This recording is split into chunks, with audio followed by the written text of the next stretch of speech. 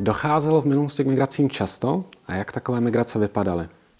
Přesuny a stěhování různých etnik, třeba kmenů nebo jiných lidských celků, patří k nejčastějším jevům, s kterými se v historii setkáváme. Když bereme opravdu jen dobu dějinnou, pro kterou už v podstatě máme písemné prameny, vyplňují migrace období od 3. tisíciletí v podstatě až do dneška.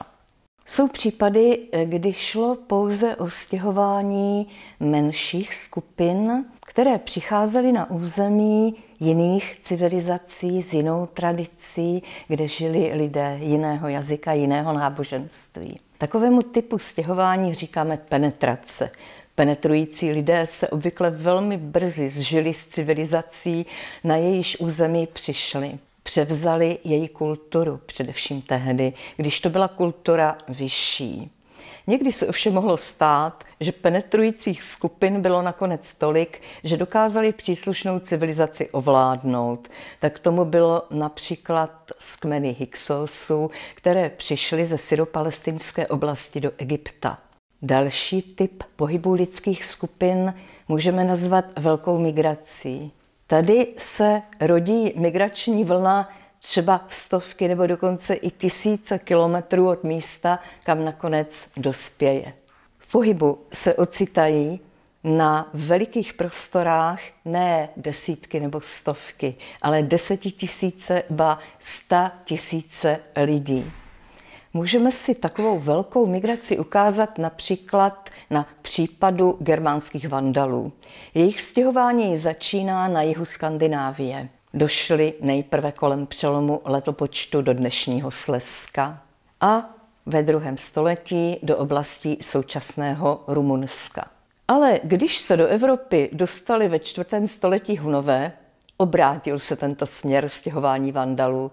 Putovali podél Dunaje a Horního Rýna, překročili Rýn, prošli od Porýní až k Pyrenejím a přes Pyreneje na Pyrenejský poloostrov, pak přešli dokonce i Gibraltar a jejich stěhování se roku 429 zastavilo v dnešním Tunisku. Trvalo ovšem pochopitelně zhruba 400 let. Jaké byly hlavní příčiny pro migrace? Velmi často se lidé domnívají, že hlavní příčinou migrací byly důvody ekologické, například změny klimatu. Ale podle toho, co se mi zatím podařilo zjistit, na prvním místě bych uvedla vnitřní destabilizaci sociálních struktur. Velmi často docházelo k výbojům a migracím například v době rozpadu rodově kmenového zřízení.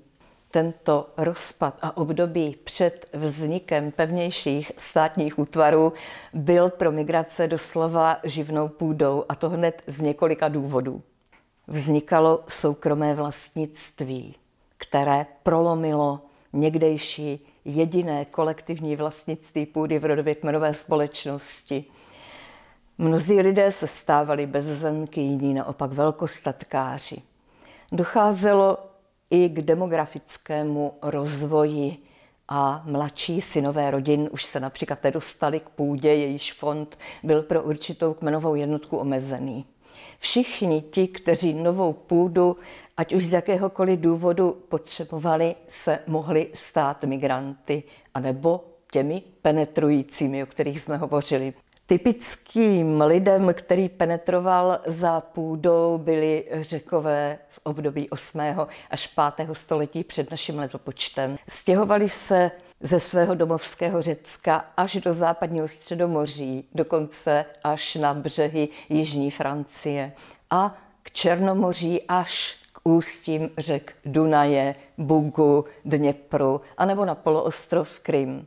Velmi známým případem stěhování za půdou je příklad Normana pocházejícího z Normandie, Roberta, řečeného Giscard nebo Viscard.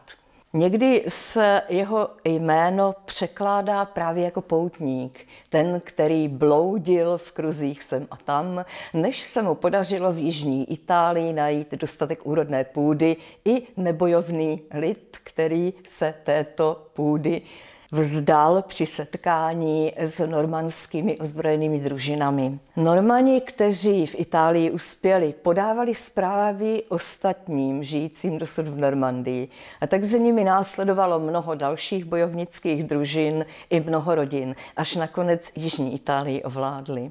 Kromě příčin, které souvisely s půdou, byly i jiné důvody, proč se stěhovaly různé národy pryč ze svých vlastí? Pokud bychom ještě zůstali u destabilizace staletí a tisíciletí tvořených sociálních struktur, pak bychom dospěli k tomu, že jako první instituce, která nepatří do rodově kmenového prostředí, se zrodí bojovnická družina. Prostředí profesionálních válečníků kolem určitého náčelníka. Tito náčelníci doslova živí sebe i svou družinu, která může být několika tisícová, výboji. Tyto výboje směřují někdy do velmi vzdálených končin. Družiny poznávají území, o kterých předtím třeba v jejich domácím prostředí nikdo nevěděl. A pokud zjistí, že jsou tu dobré podmínky k usídlení a že domácí obyvatelé se dají snadno porazit, následují za nimi rodiny těchto družiníků anebo také další zájemci. Kromě toho dochází ve vývoji mezi rodově kmenovým zřízením a státem k soupeření mezi jednotlivými náčelníky družin, až nakonec zbývá jenom jediný z nich král.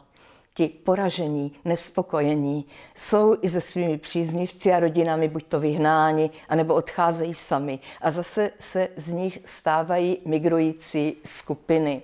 Ty ovšem destabilizují také vnější sociální prostředí, takže neklid v jedné části populace se může velmi neblaze projevit i v populacích dalších, u jiných národů a jiných států. Takže kromě těch, řekněme, příčin, které jsou vnitřní, které pocházejí zevnitř toho státu, tak máme i nějaké vnější příčiny, které způsobují migraci a máme i nějaký příklad takovýchto migrací? Velmi často je příčinou migrace vnější tlak, tlak výbojných sousedů.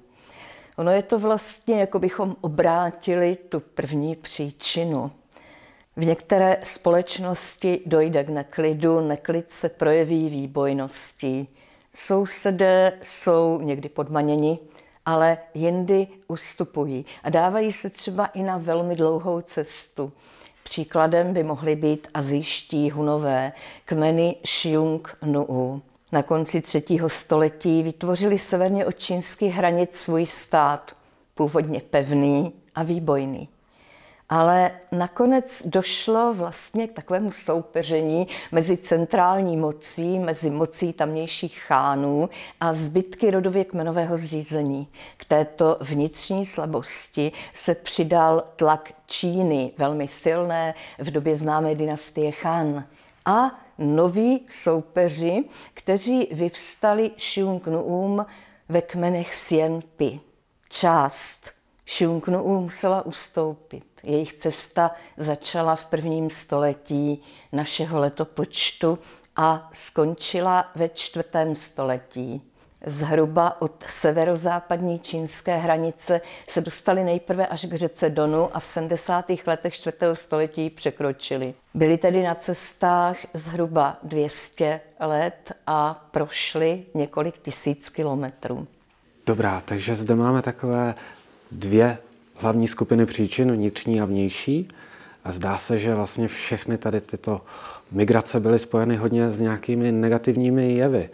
Bylo na nich něco i pozitivního?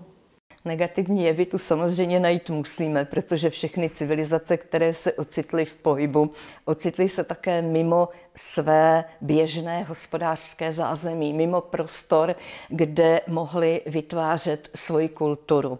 A velké většině z nich nezbývalo nic jiného, než si opatřovat obživu s mečem v ruce. Ale migranti jsou také tvůrci mnoha pozitivních hodnot a o tom bychom si pověděli příště. Velmi děkuju a budu se těšit na další informace o pozitivních jevech migrací. Děkuji.